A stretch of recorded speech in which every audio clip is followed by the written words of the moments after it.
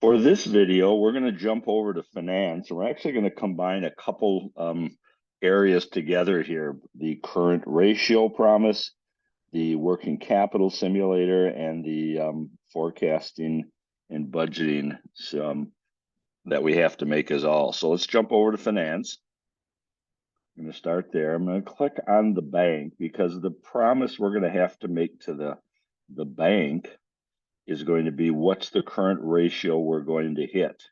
So if you notice, you've got the interest rates on top and you've got this contract index, which is a multiplier. So let's say you say to the bank, we think we can get current ratio up from 1.2 to 1.5.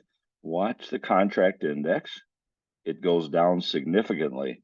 So what this is saying is your interest rate, if you look down on the right side or up on the right side, has now gone down.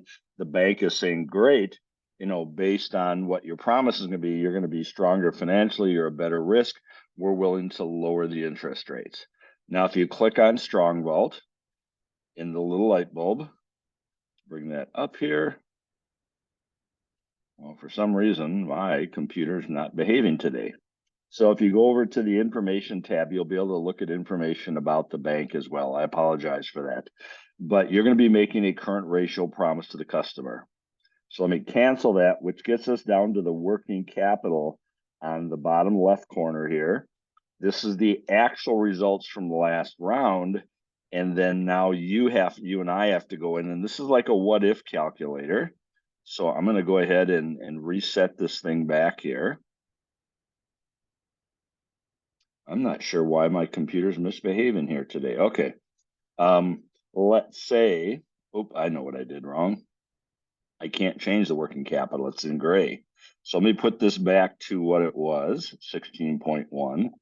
So you always start out with what you had last period.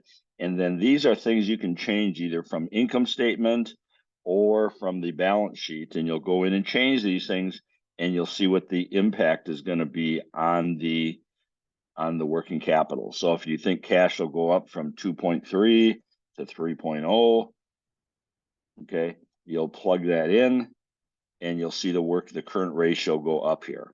So this is where you can kind of look at your decisions, do the math, figure out how it's going to impact the working capital, plug in the number, and then you'll be able to make your promise accordingly.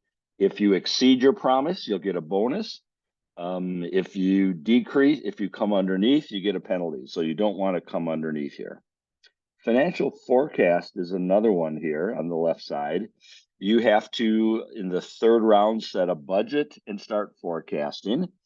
And then once you set the forecast, then you're going to, or excuse me, once you set the budget, then you're going to be locked in.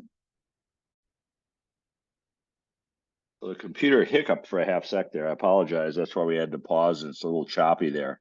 But you're going to set your budget one time in the third round, and that's what you're going to have for the rest of the simulation. And then each round, you're going to estimate what you think the forecast is. And the more you can close the gap between budget and what you estimate, the better off you're going to be. Now, again, the idea behind this, as well as the decision that comes up later on for stock price, is we're pushing you in the direction of being able to accurately predict what your results are going to be, which is going to force you to have a better handle on your business. And if you think about it out in the world with investors, they like predictability, whether it's good or bad. If you are able to accurately predict what's going to happen, then shareholders like that because it helps them assume that you know how to run your business.